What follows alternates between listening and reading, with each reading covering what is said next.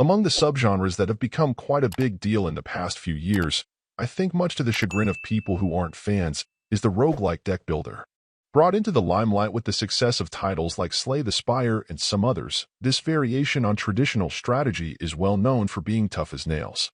One problem in the space has absolutely been a lack of variety beyond elements like cosmetics, the underlying story, or other more superficial factors that fundamentally they've perhaps too often felt too similar. Tamarak Trail doesn't deviate too far from the core formula, but making the move from you working with a card-based deck to dice absolutely shakes up how things play out. In a typical deck builder, you would start out with a core set of cards that represent various offensive and defensive options, and then as you defeat opponents you'd typically have the opportunity to add new cards, opening up more possibilities on each draw. On the surface, changing these cards out for dice may not seem to make a significant difference, but in practice it can make play far more unpredictable.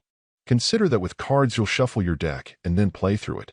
So though you can't control the order or grouping of the cards, you'll at least be assured to see every card in your deck until it is depleted and then reshuffled. With dice, on the other hand, depending on the luck of the roll, you could end up with very different outcomes, perhaps never seeing your best attack or defense, and that makes for a much wilder ride.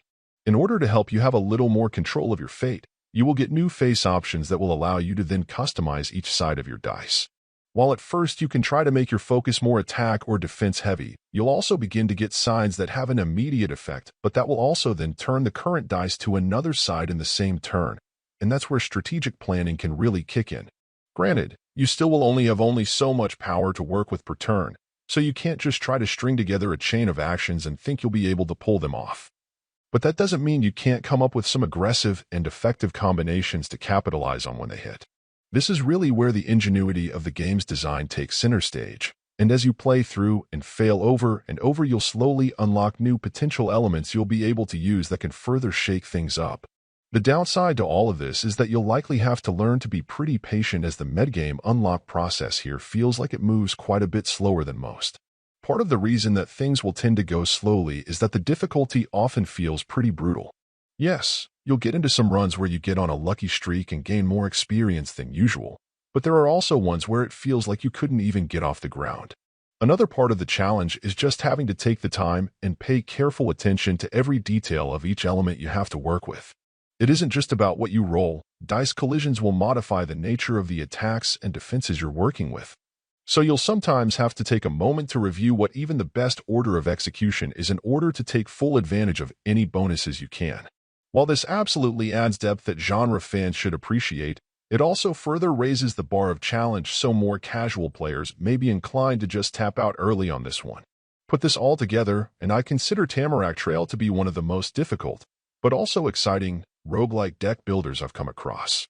Granted, a lack of familiarity with some of its concepts and deeper strategies help with this, since brand new styles of challenges tend to be the most difficult to contend with. Add to that the fact that the RNG gods seem to take an even bigger role in this than you typically would see, and there's plenty of room for aggravation. Still, for the right crowd, I believe that also makes the experience a bit more exciting and fulfilling when you do get on a hot streak. While Tamarak Trail is absolutely not among the friendliest of its brethren, if you're ready to push yourself and be patient, it's definitely one of the most rewarding if you can persevere. Overall, my final score for the game ended up being an 8.3. And if you're interested in picking it up, it's currently available on the Switch eShop for $14.99. Thank you for taking the time to listen to this review. And if you'd like more information or ideas of indie games worth checking out on Switch, be sure to click on the link provided in the description. Until next time.